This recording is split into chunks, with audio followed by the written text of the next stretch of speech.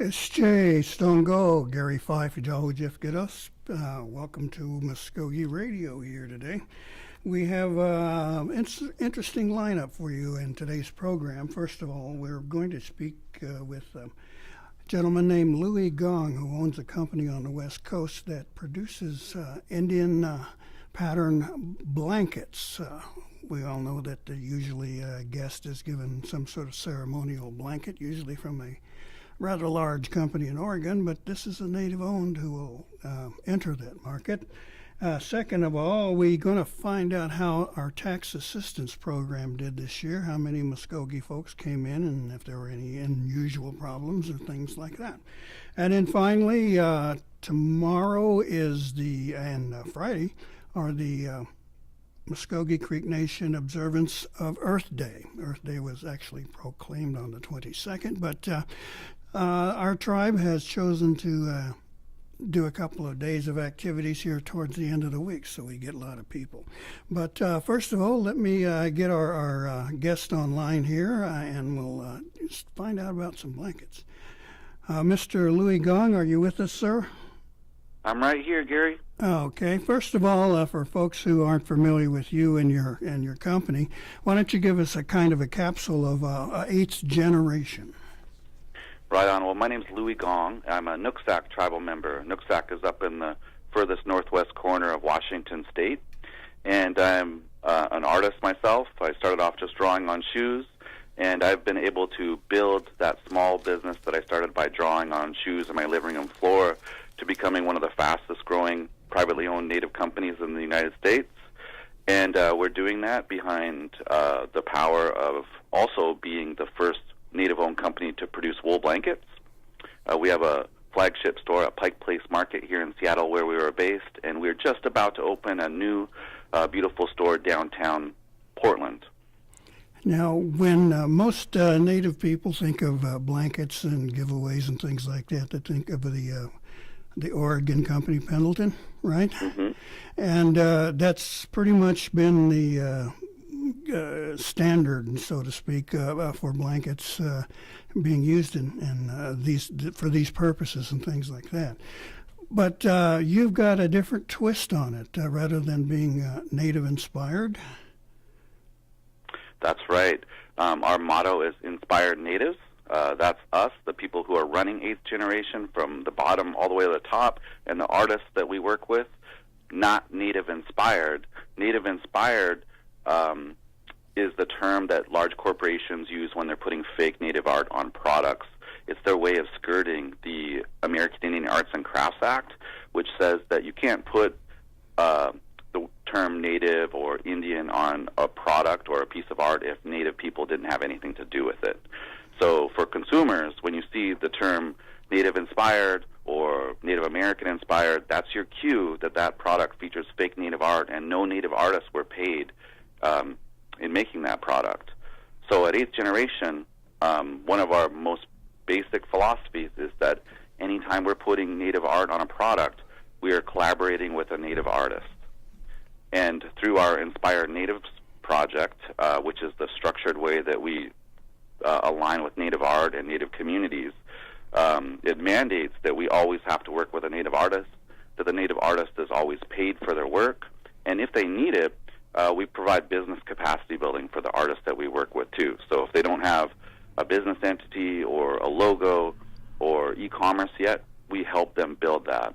8th generation exists to facilitate opportunities. We are the opposite of a gallery model. As my 22-year-old staff member, Stephanie, says, who's Tlingit, the middleman is still the man. So we want everybody we work with to reach consumers directly. That's what made the difference for me in my life as a native artist, and I know it'll make a big difference for other artists as well. I think a lot of folks would be kind of focusing on the blanket part of it, but that's not all you produce. Is that correct?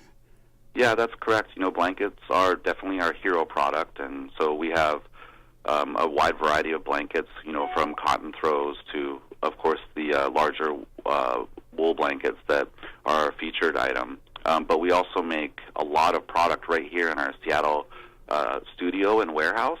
So we have a production facility downstairs where we have Josh, who's Salish Kootenai, working with Star, who's Danae, and Hody, who's Squamish, and they're making our jewelry and our phone cases, and also taking a lot of products that are made other places and then customizing them right here in our studio. They also do all the shipping from right here too. That would make the marketing, or let's say what we're shopping for native artifacts, quote unquote. That would make things a lot easier. I know, of course, the feds just busted these guys in the Southwest for bringing in Filipino stuff, and I know Alaska Natives have long endured that kind of thing. But you're putting it out there, saying that the Native connection goes from start to finish. Huh? Yeah, on a lot of our products, Native Connection goes from start to finish, but like any contemporary company, if we want to be competitive, we are also going to have to do some importing of products. That's also just a reality of business. And here at 8th Generation, one of the most important things that we're doing is embedding this information about how to do that with the employees here at the company. And so sometimes we are making products overseas or with third-party manufacturers that are domestic, but the people that are designing the product, controlling the production of the product, and then coordinating the logistics to get it here and then to get it to consumers are all Native people who are, for the most part, on our team, community-engaged folks who, when their time is done with 8th Generation, are going to take this information and share it back with community or other folks in the Native community. Right. It's just a fact of business then that sometimes somebody else can manufacture things for you under your control that would meet your standards, right? Yeah, the key is really having a nice balance. We have values that we're carrying forward as a Native-owned company, and we always want to act in accordance with those values. And there's this natural pressure that happens in business where, you feel other companies kind of nipping at your heels. It's this perpetual pressure, and the key is not to succumb to that pressure like somebody like Jeff Bezos, has done, where he's now moving to dominate grocery stores and brick and mortar bookstores. When you start to feel that impulse to dominate the whole piece of pie, I think that's really important time to check yourself. Mm-hmm. And so here at 8th Generation, we know that one of the driving philosophies is that everybody needs to make money. It's just a fact of life, but not one person needs to make all the money. Right. That word would be greed, I think. Yes, absolutely. Okay. Well, let's take a second here to focus on the blanket market. Now, we've all known that, usually a tribe will give someone a blanket from Oregon. And they've become pretty much the giant, and I guess, as I said earlier, the standard. Now, your work, the blankets that you're putting out now are going to have to compete like that. So how do you plan on tackling the giant like that? Well, we're in our fourth, transitioning into our fifth year now here at 8th Generation. So we've been doing this for a little bit. And we knew from the beginning that quality was going to be super important because our competition, while, in my opinion, very unethical in the way that they align with Native art, there's no fair trade standard being met by Pendleton when they're working with Native art. About 95% of the time when they tag something Native American inspired on their website, it has nothing to do with a Native artist. Anyway, but with regard to the actual product they're putting out, it's a beautiful wool blanket. So we knew the blankets needed to be of high quality. And so for me, transitioning into the wool blanket market from what I was doing before took a long time, partly because 8th Generation has never had a business loan. And so I was busy saving the money that I needed to enter into this high barrier to entry market, but also because I wanted to find the right places to partner with to make the blankets, because I knew they had to be good. So the first thing that we really focused on is not what Pendleton is doing in terms of their marketing or how they're operating. It was us being able to produce a really strong product so that it could be compared side by side with Pendleton. Right. It wouldn't make much sense in getting into some kind of squabble with them then. No, and just for perspective, we're a really rapidly growing company, but we are still like 1/100th of the size of Pendleton, which is a giant corporation that has a global presence. And so when people are, assessing as they're listening to this interview their relationship with that brand, keep in mind that it is absolutely a corporate brand. It's got almost nothing to do with Native people. In fact, their whole business model has been to take art from Native communities and sell it back to us.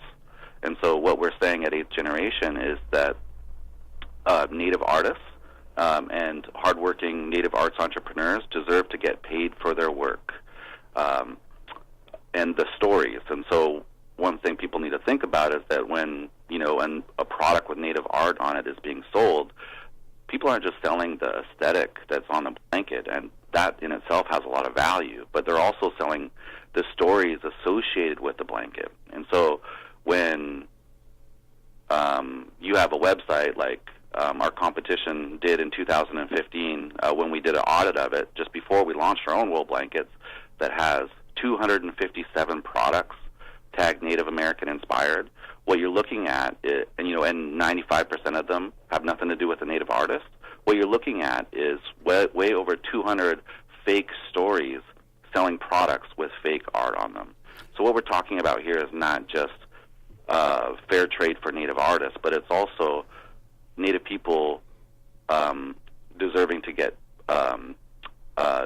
to control the narrative about who Native people are today. And I think that while some people we've kind of learned to accept the fake Native art on products because there hasn't been a Native company like 8th Generation producing an alternative, we are still very sensitive about fake stories and fake songs. And I just believe that we should approach fake art, which is a tool for communication just like a story or a song, with the same type of sensitivity. Right. As a journalist, I have the same feeling about fake news. So now, if I recall correctly, sometimes a design is owned by a family, or it's like their traditional usage. I remember the last time I talked about this was designs on teepees at Grove Fair. It said no other family can use this and respect it. Do you have any of those kinds of problems, or have you settled them all? Well, I think that we have a number of areas of sensitivity that we have to manage as a Native-owned company that's putting cultural art on products. And we have to work very closely with our artists and choose our artists in an informed way so that we know that we're bringing people onto our team that have this awareness about what's okay and what's not okay to bring to market. And so we're always watching for that. And it seems funny, but, having a strong online presence in Indian country has been really important, because when we approach the final stages of developing a design, a lot of times we'll take a couple variations of that design and put it out for consumer feedback, or just to engage the people who are following our work. And that's a great way to figure out if we're crossing any boundaries with the art. So whether it's the real connections that our artists have with the communities that they're from, or I spent, almost 20 years in Indian education before, finding my way in a accidental and organic way into entrepreneurship. But, whether it's relationships that they have or I have, we really value community feedback when we get it. Well, it sounds like a lucky accident then. Yeah, I think that I found art, and then when people started to see my art, which in the beginning was just hand-drawn designs on shoes like Vans and Converse, I recognized that there were a lot of barriers for me if I was going to try to make a living from my art. And so my efforts towards entrepreneurship were really about problem solving. Now let's turn to a bit more of the marketing of your products. Now, where would a native person find these kinds of things? Obviously, you have a shop in Seattle at Pike Place, a well-known marketplace. But how about things like major national native conventions and powwows and things like that? Well, we were really lucky to, for the second year in a row, to be one of the keynotes at the Reservation Economic Summit this last year, and we also received their Small Business Empowerment Award. So as a small business ourselves, it was quite an honor to get that recognition for turning around to help others before we're even, of a scale that you'd expect people to start making that move. But generally, when we go to conventions and that kind of thing, we don't bring product. We just bring information about who we are, and we let people know that our primary way of getting our product to people and introducing ourselves to people is through our website. And but we're growing our wholesale distribution right now. So about 3 months ago, we launched wholesale for the very first time, and we've started skimming off 10 brick-and-mortar retailers at a time to start making sure that we have our product on the ground, embedded in communities all around the country, because we know not everybody is, going to be able to buy online. But we didn't focus on wholesale from the beginning, even though there was a demand, because we wanted to scale up in a measurable way. And for us, our retail had been growing so quickly that we hadn't been able to scale up fast enough to accommodate wholesale in addition to our retail. And so that's why it's just in the last 3 months or so that we've started to offer wholesale. So you can find us, in a few different museum shops around the country, and we're looking at key like trading posts in tribal communities where there's a lot of folks who are buying blankets and need blankets like on short notice, like often happens. Mm-hmm. But aren't likely to buy them online. Are you in the National Museum of the American Indian in D.C.? No, we're not. But it's funny that you brought that up. That's one of the first places that I called when I was thinking about launching wool blankets, and I just wanted to check in with them. So I got on the phone and I said, "Hey, I'm the owner of the first Native American company to produce wool blankets, and I'm wondering if you'd be interested in carrying my product." And they said, "We already have native blankets." And of course, they were talking about our competition, who through 160 years has had a lot of success branding their company as a really confusing mix of maybe indigenous, maybe not. Yeah. Well, we'll have to talk to Kevin Gover and say, "Hey, man, you need to check out this philosophy you have there and maybe change it." Well, all we ask from people is to recognize that we're a hardworking, rapidly rising Native-owned company, and if we could just provide you with some information and a quote, we would be really honored. Just some information and a quote. Well, next time you talk to those folks, particularly Kevin, say Gary Fife said you should do business with you. All right, I'll let him know. now, if someone were interested in some retail purchases, how would they find you? Check us out at eighthgeneration.com. That's EIGHTH.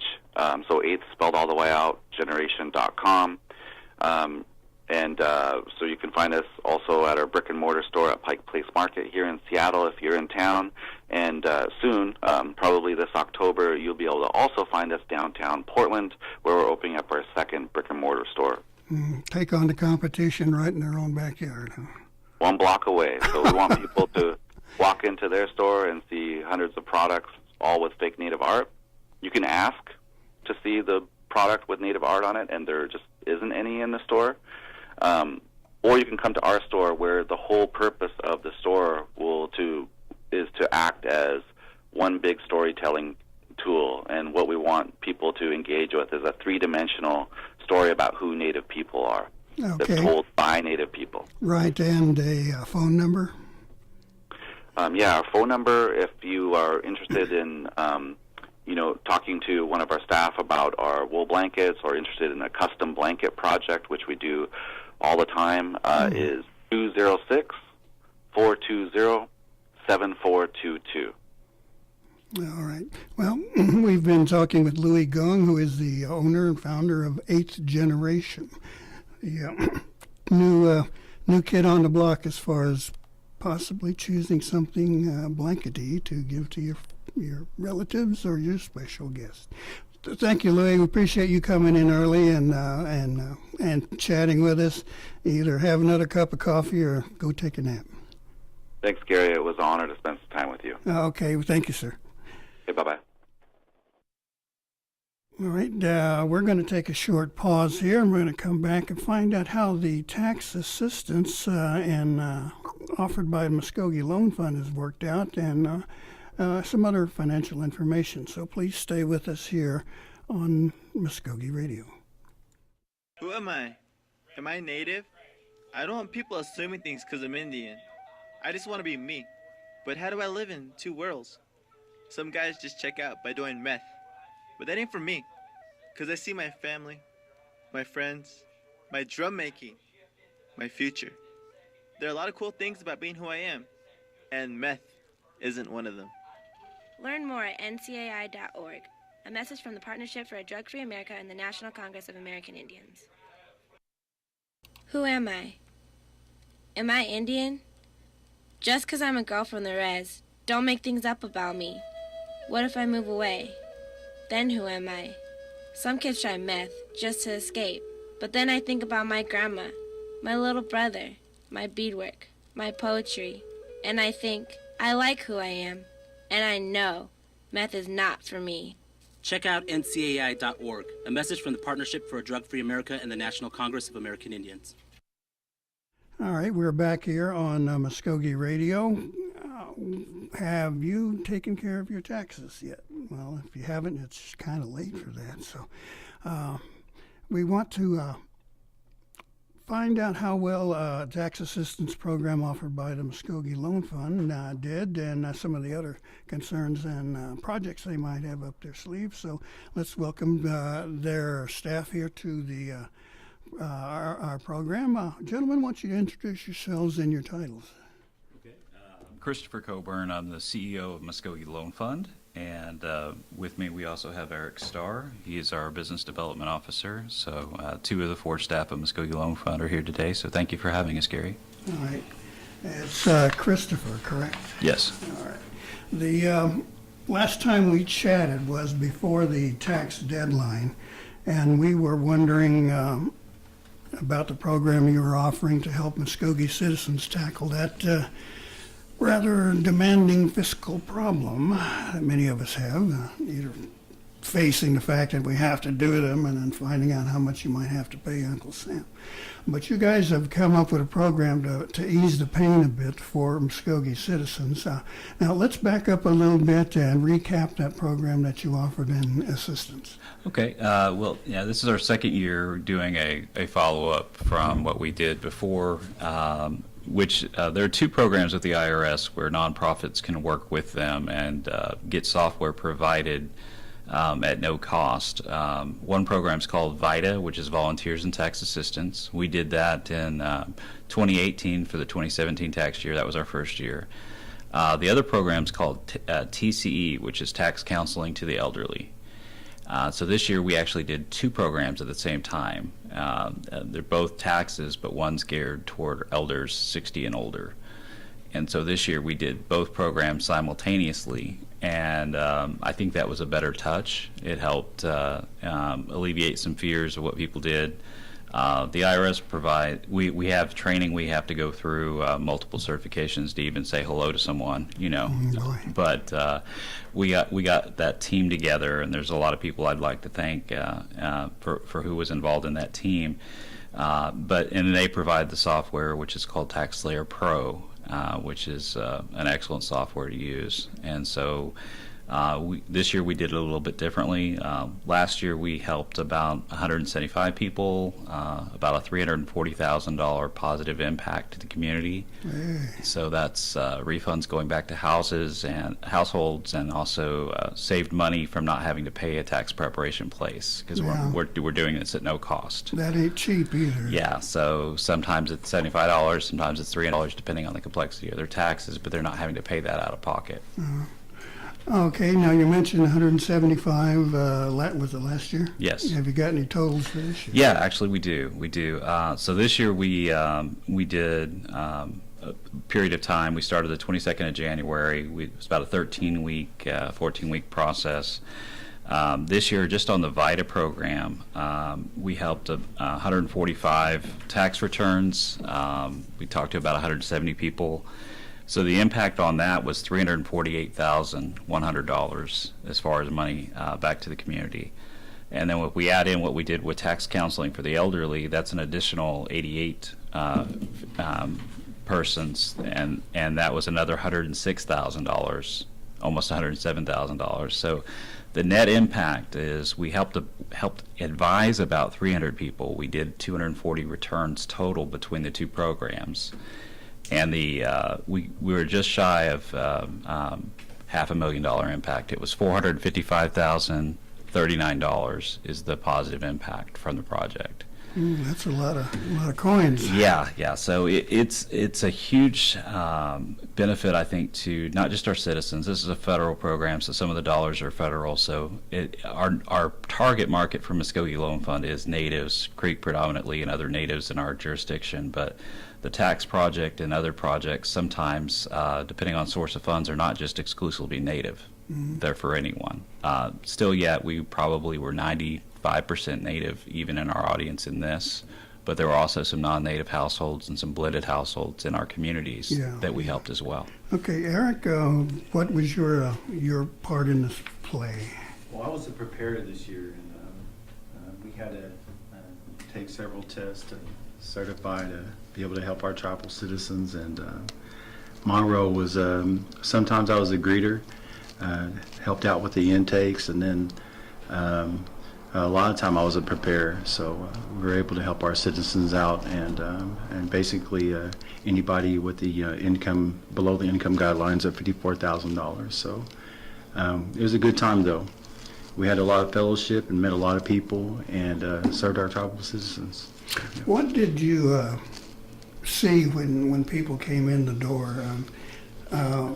People who are really confused or fearful about dealing with their taxes, or were they fairly fiscally knowledgeable? I mean, with our Mvskoke Creek citizens, a lot of times with our elders, they come in, they're kind of curious, so, and they don't really, trust you at first, but after a while, after you get down into it and start having conversations with them, and they start getting comfortable. I know I like being comfortable as well in the room, so I try to make all our clients comfortable as well. So, but yeah, I mean, we did have a few people that were a little upset, but at the end of the day, Chris came down, sat down, and explained to them what was going on and why, they owed, whether it be federal or state, and it was pretty good. We had an awesome time this year.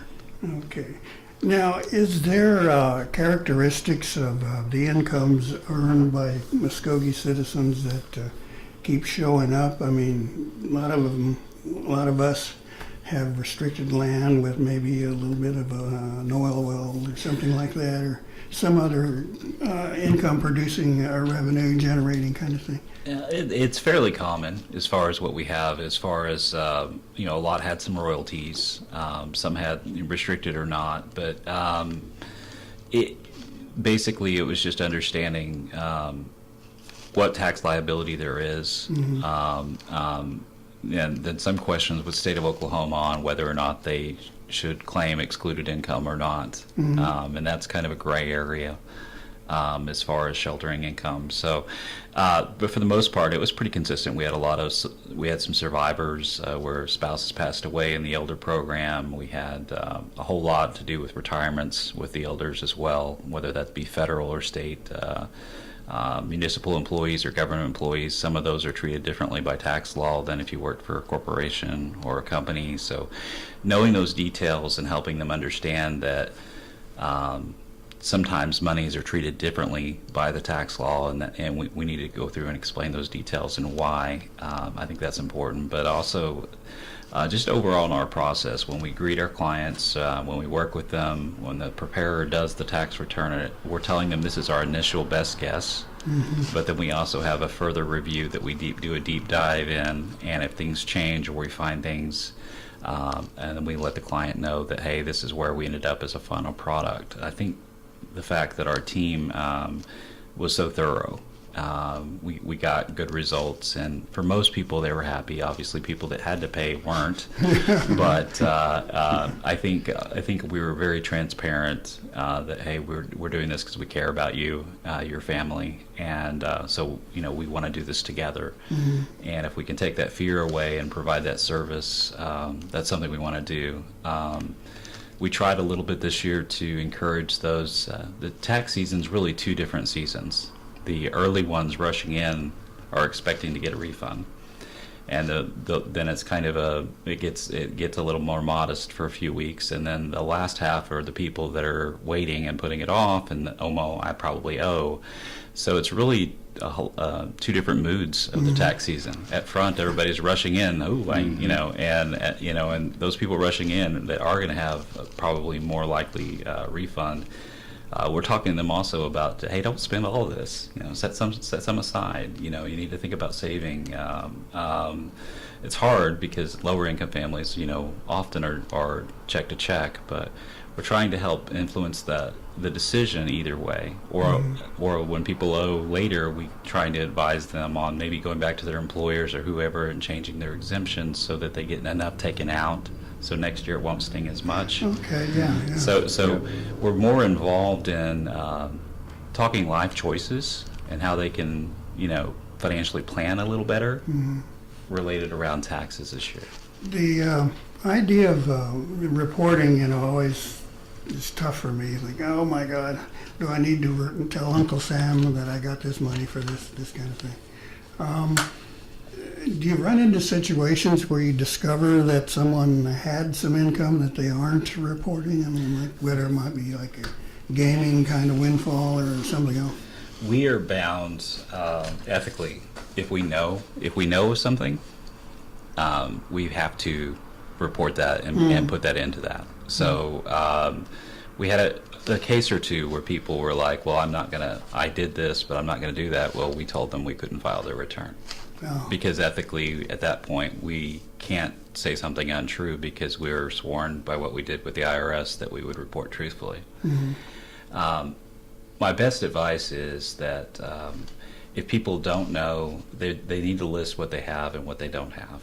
And we can give them general advice on how that impacts their tax structure. But typically most people have more integrity than not. That's why I'm saying we helped about 300 people, but we did about 240 some odd returns. Some of those also we had to turn away because they were too complex. They needed a CPA or someone. It sounds like it. Now, did you run across anything unusual in your end of it? No, not actually. No, everything was basic. Anything that was advanced, we'd always get with Chris and our other team members with advanced certifications, and basically, it went pretty smooth all this year. I was really pleased with it. Now, I had mentioned gaming a little earlier, when somebody comes in there and wins a pot, or, the one-armed bandit decides to help them out. Now, those things are above a certain amount are automatically reported. Is that how that works? Yeah, generally speaking, anytime you get above $1,000, it's likely that some kind of 1099 or W-2G statement's going to be issued. But what we try to advise anyone if they go do gaming is, bring in your statements, but also go get a win-loss statement, because the way the tax law is, they can offset winnings with up to the amount, or offset losses up to the amount of winnings. Wow. And so, if someone won a great deal and they didn't have losses to offset, well, the taxable difference is going to be on them. But for many, if it's a wash between their statements of winning and their statements of losses, then that just kind of doesn't impact them as badly. So if they win, they come out ahead. Yeah. And you have to pay taxes, of course, we all know that. But Right. you still come out ahead. So we advise them to go back, or if they go to several places, we advise them to go back and get those kind of documents. If we could, Gary, I'd like to thank, Sure. this is really a collaborative effort. I mean, Mvskoke Loan Fund, we're a nonprofit financial institution, but, we're part of Creek Nation. And when we did the elder outreach, we had 5 communities that allowed us to come in and spend a Friday there with their citizens. So Glenpool Indian Community, Coetia Indian Community, Okema Indian Community, Wetumpka Indian Community, and Mvskoke Indian Community all allowed us to come, and we spent some dedicated Fridays there. The MCN Housing Department, we took over their first floor conference room for 4 months and turned it into a computer lab. And so they were nice to do that. Our volunteer team, which is our staff, Gayleen Dixon, Robbie Deere, Eric Starr, myself, we had 2 people from Grants and Planning from the tribe, Brant Beaver and Shirley Cook. We had Cammie McIntosh at the Secretary of the Nation's office, Lynette Factor, who's a CPA at College of Mvskoke Nation. From the HR department, we had a greeter named Frida Fields from the tribe. We also had, for the first time this year, we had 6 student interns from College of Mvskoke Nation, and they were a huge help. They were a huge help. So Brittany Herman, Aaron Jones, Ivan Strong, Tania Molina, Michaela Taylor, and Frida Foster, who was a former student there. So that collectively is the team that made this happen. But it was just, overall, it's a blessing to be able to do this and help take the fear away from people and to be a positive economic impact. And we had some help both from a tribal grant for the VITA side of it, for some expense reimbursement from the council. And then the TCE was a federal grant from the IRS that we got that helped with that. So it's something that, I think will grow year after year. It's something that's too big for any one agency to do.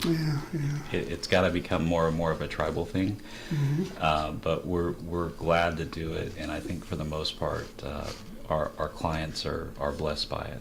Well, I hope you will have continued success, and we'll do what we can by word of mouth kind of thing to let them know. Now, Eric, if you're kind of on the front lines and people come in the door, and if you had some words of advice to people who are a little concerned or confused about their taxes, what sorts of things would you tell them?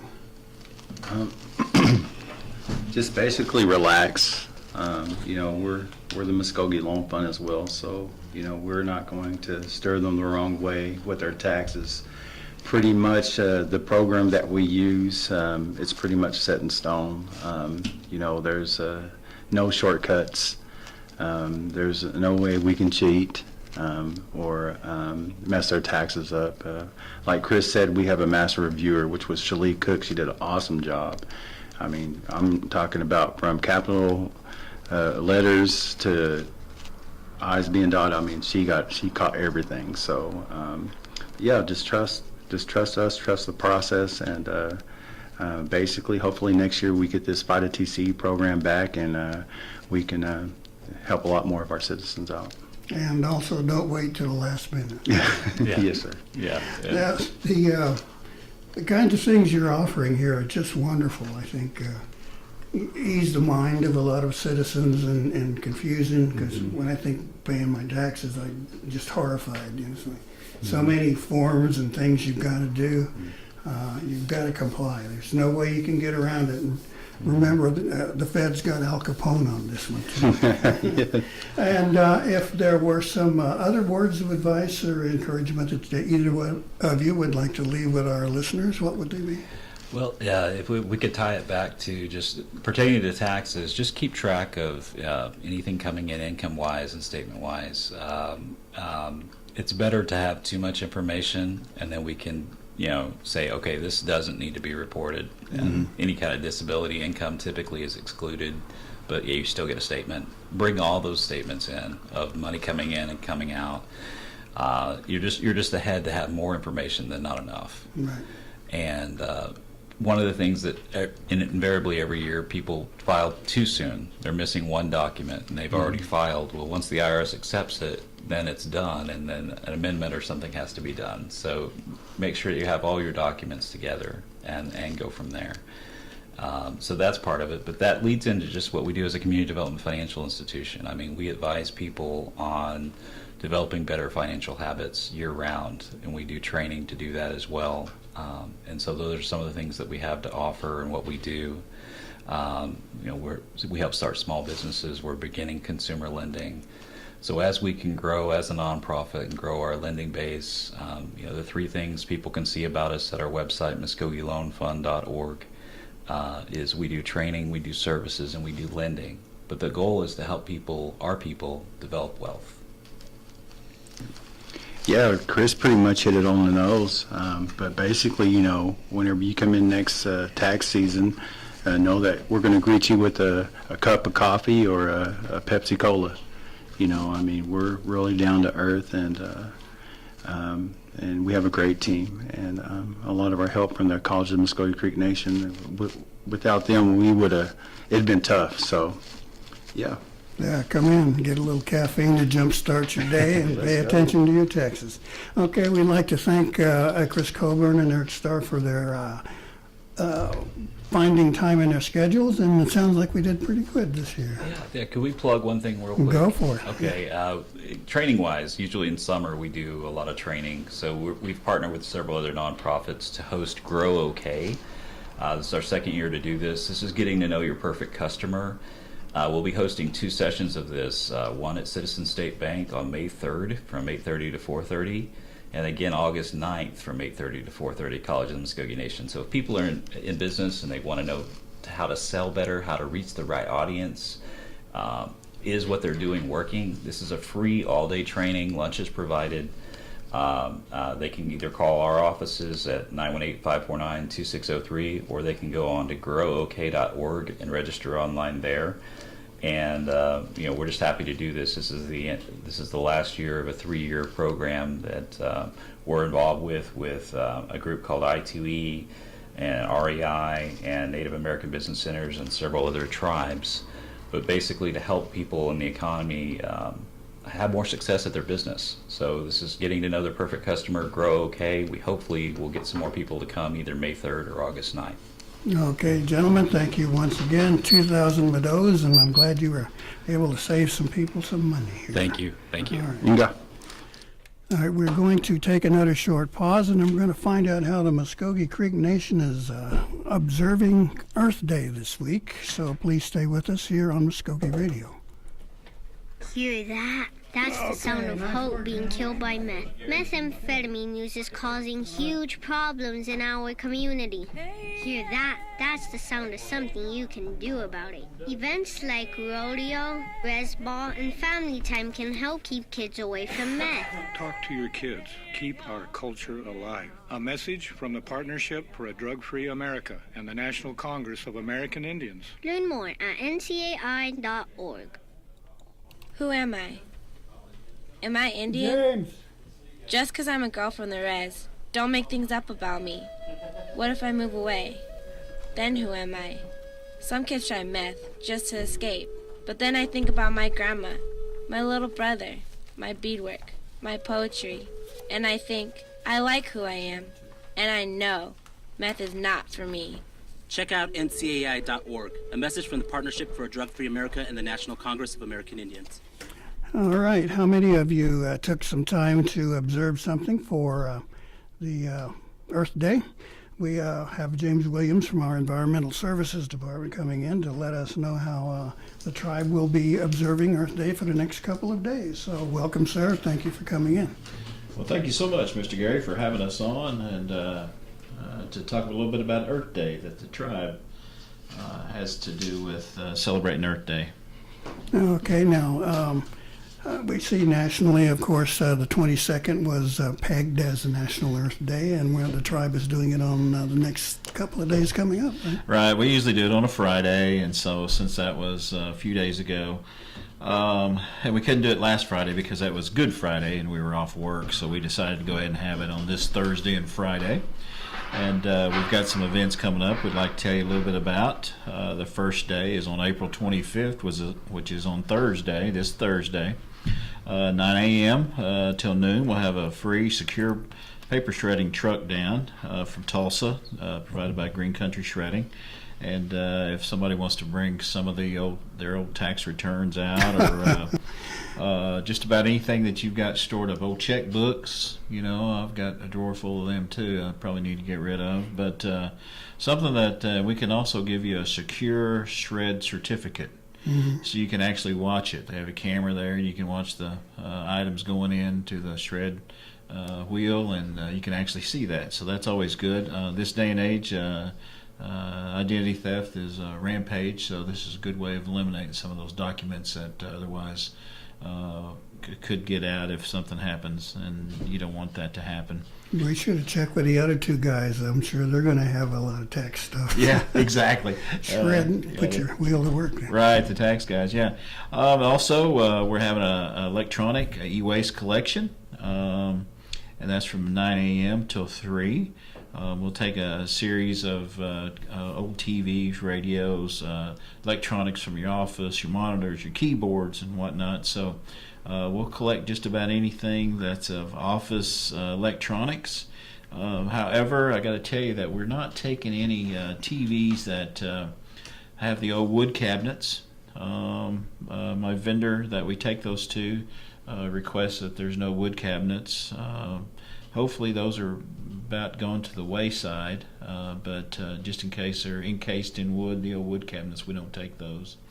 Also, we're taking paper, just regular paper or plastics. We take 1 and 2s, and we take some cardboard, and we do take some aluminum cans, but most people collect those themselves and sell those themselves. Mm-hmm. So we don't really get a whole lot of that. Now, you mentioned paper here. What about old newspapers? Old newspaper, we will take that also. We will take that off their hands, and depending on how the shred is going, sometimes it starts off kind of slow, but after about 10 o'clock, boy, it'll pick up good. Mm-hmm. And then it starts getting, because we only have it for 3 hours. We only have the truck for 3 hours, and so usually when it's getting closer to noon, the line backs up. So I'd suggest get there a little early, and we'll start getting that paper shredding going. So that truck will be there from 9 to 12, is that right? 9 to 12, just 3 hours. I just have it for 3 hours.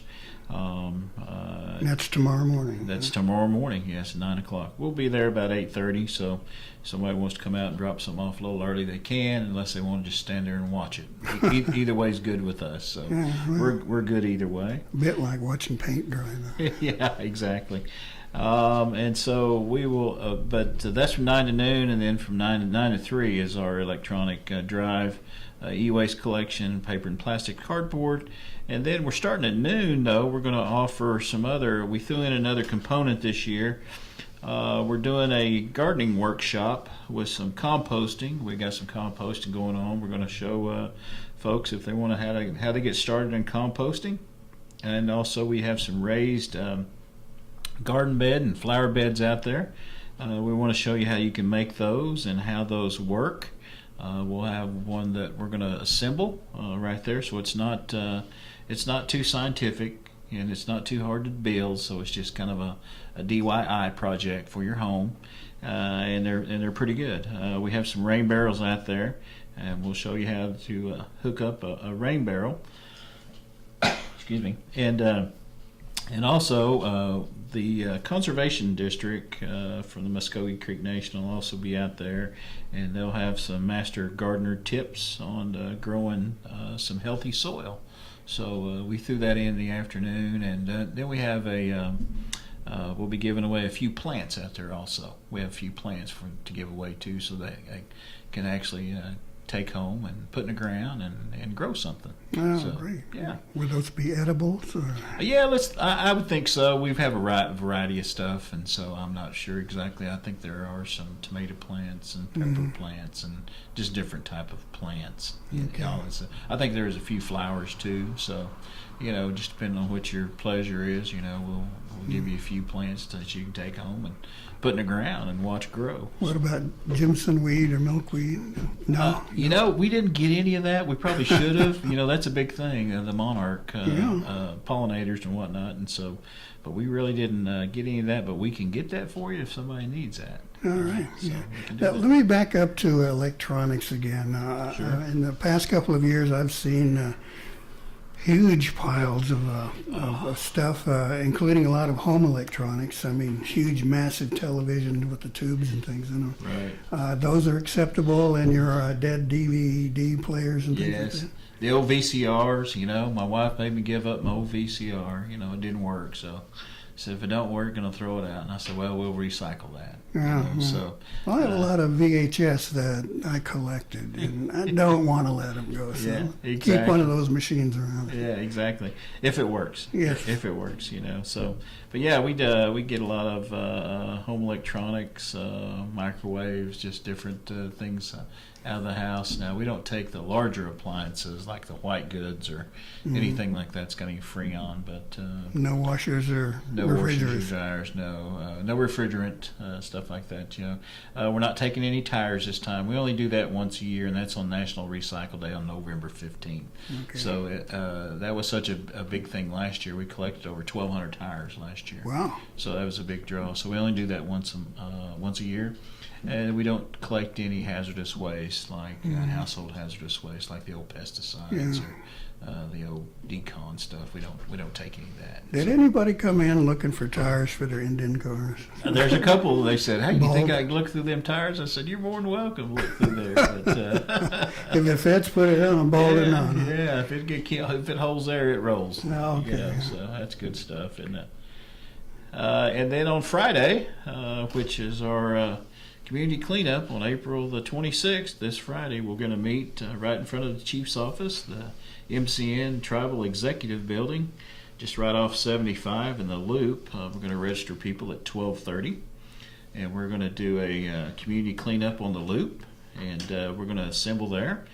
We will provide gloves, trash bags, hand sanitizer, reflective vest. And we're kind of paired up with the Okmulgee County Conservation District, and they're supplying a lot of the items here, and also they're helping us out later on with the food at the when we get done. We'll all meet at the recycle center and have a little cookout, have some fellowship.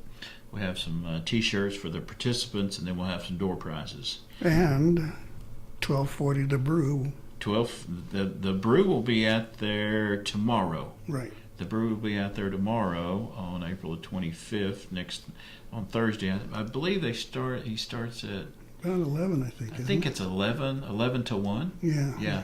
Yeah. Okay. Brooks will be out there, so we'll be live. Okay. We'll be live. Okay, out there, Brooks, there's your plug. Yeah, there we go. Now, I notice here on your flyer that you're saying Tribal Executive Building parking lot. Right. Now, that's a change from last year when it was up at the college? Yeah. We want to start there because I tell you what, the college does a really good job about keeping their area pretty clean. Mm-hmm. And so if we start out there, we have to walk quite a ways. Yeah. But here, once we start there, we're right by the Loop. People coming to the stoplight, looks like they throw stuff out. Oh, So, gosh. we can just start right there. Yeah. The transportation department is going to help us out, and we're going to have a bus, and we're going to take some of them and drop them off at the Old Morse Highway and 75 down there by Walgreens, and they're going to pick up from there to the hospital. Okay. And so we'll have a group there, and then we'll have a group going from the chief's office, the executive building, and going back to the east. The other ones will come from Mission coming west. So it's not just the tribal campus, then you're actually going out into the community to Yes. hit a couple roads there. Right. That's why we're calling it the community cleanup. Well, that's good. It's a part of Keep Oklahoma Beautiful. And like I say, we've paired up with the Oklahoma County Conservation District, and we're happy to do that. And so we can make Okmulgee look a little nicer, a little cleaner, a little more appealing. Rising. Yeah, that's right. And we have visitors that come in. We want to not show them all our trash. We'll pick up what we can, Right. So, but yeah, that's good stuff. I do have a couple people that I need to thank if I do have time here. Sure. The Secretary of Interior, Jesse Allen, that's who I work for. The Natural Resources group, Carly Hotvet and her group. Our Natural Resources Conservation District with Miss Patricia Killian. Also, the Okmulgee County Conservation District, Miss Jennifer Bailey and her group. Light Horse is always good for us. They're our escorts. they'll be with us on the loop. The GIS department's always been good for our mapping and whatnot. The realty department has a big crew out there, cultural office, and the transportation department moving us different places.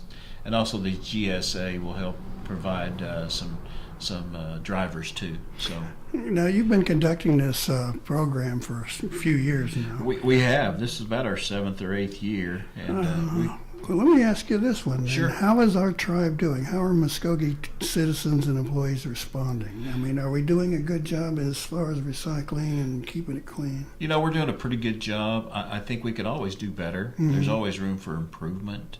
I don't know if we touch base to all the departments. Some of them are a little more environmental friendly than others. Some of them call us all the time, hey, my trash bin is, my recycle bin is full, and come help us out, and I think it's a thing that something that we need to do as a tribe as a whole, but it just really hadn't, we've been doing this for a while, since 2012, and so it's not where it needs to be, but we're getting better. So we'll take that and run with it. But I think just a little more education on the items that get thrown away instead of recycled is an eye opener for some of them. I know the the cleanup activities along the roads is probably the most visible. But have there been some unusual items that have popped up there? There certainly has, and there's always some good items. We did give a prize away for the most odd piece of trash, or the largest piece of trash. We one time we picked up a patio umbrella off the side of the road, and it was fairly new. I guess it blew out of somebody's truck. So I was like, oh wow, somebody lost that. And then we've get to the lake and they don't have their umbrella. Yeah, where's my umbrella? I guess it blew out, So, but I don't know. We get a various things that are along the highway, and we do this in the spring, so we usually see a garter snake or so. We haven't had a year yet where we hadn't found a snake. As long as they're garter snakes, you can deal with it. Yeah, we can deal with that. One of those other kind with a diamond-shaped head. Right, yeah. The old boy picked it up. He said, what do we want me to do with this snake? And I said, I would put that down. I wouldn't have touched it in the first place. That's right. But our environmental staff is... I appreciate them so much for coming out and volunteering too. We'll have all of our staff out there, and I appreciate them doing all the hard work and the legwork also. Okay, James, if somebody wants to get in touch with you and ask a question or two, what's the number? Sure, our number is 918-549-2580. Okay. James Williams, Environmental Services for the Mvskoke Creek Nation, talking about this year's Earth Day. So get out there and clean up a few things with them. I'm sure they can appreciate the help. Thank you, sir. We appreciate it. All right. Let me move on to a couple of quick community announcements. Let's see. Prescription drug take-back actually happens tomorrow also from 10 to 3 at the Mvskoke Creek Nation Light Horse Police Department. So don't dump your drugs down the toilet or throw them away like that. Take them to the Light Horse and they will dispose of them properly. Holdenville Creek Indian Community Center is having a May Arts and Crafts on May 4th. And let's see, concessions will be available, no charge for vendors. Contact Augusta, 405-379-3485. That's Arts and Crafts on May the 4th.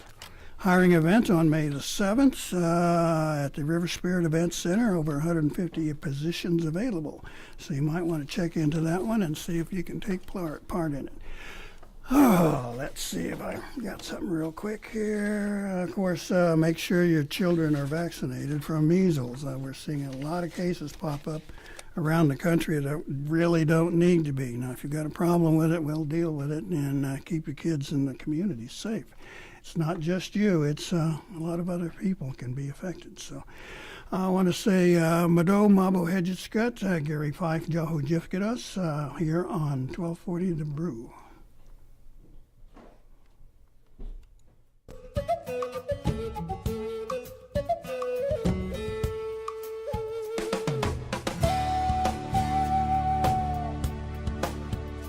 You've been listening to Mvskoke Radio. Join us again next week for more local, tribal, and community news and updates. But